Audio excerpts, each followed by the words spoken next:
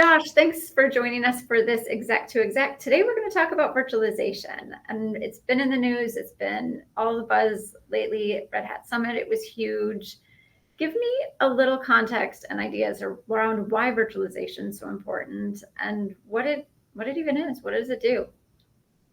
Virtualization has been critical to the transformation of banking over the last couple decades here. So at your scale, you have to deploy a lot of business capabilities, and those require a whole lot of compute hardware capacity, storage, as well as networking to connect everything together.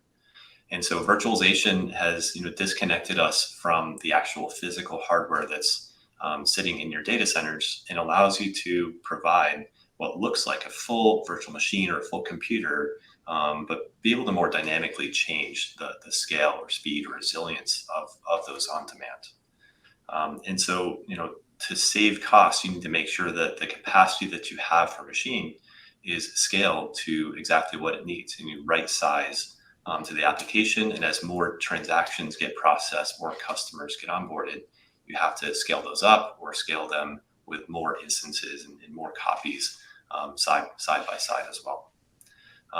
Also, if you were to deploy a new application and you had to wait for a physical machine to be wheeled into a data center, plugged in, add hard drives to that would take way too long.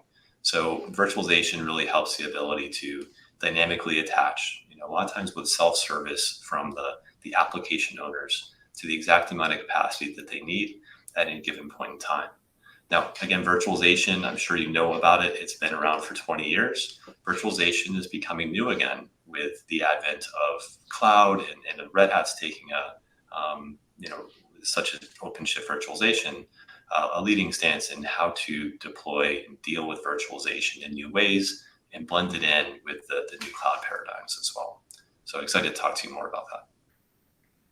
Talking about wheeling in and plugging it into physical hardware versus things like being able to use it with the cloud.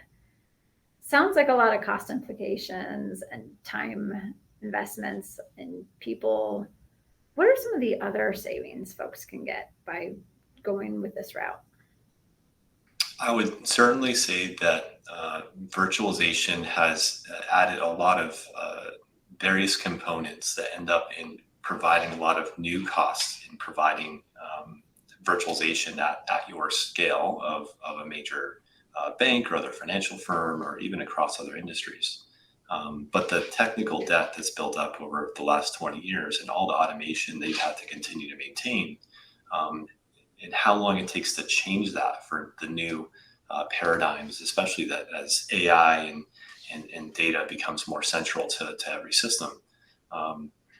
I think cost savings we're finding happening in both the automation and the processes around virtualization, new ways of configuring and deploying things in a more modern way, as well as being able to blend in new ways to deploy applications and blend them all together. Great.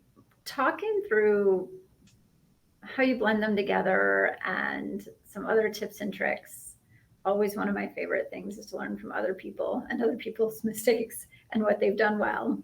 Share some of the tips and tricks that you've learned by helping various customers move through this modernization and start to really benefit from OpenShift virtualization.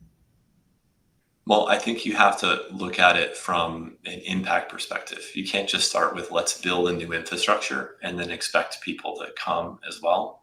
You have to really think about the types of applications that you're deploying and make sure that you're thinking about that future state and not just a replacement for what you have today. So our successful customers, we're thinking about how do we lay down this new type of infrastructure, support all the future use cases, but focus on what do we have to do today and leave ourselves open to that future as well.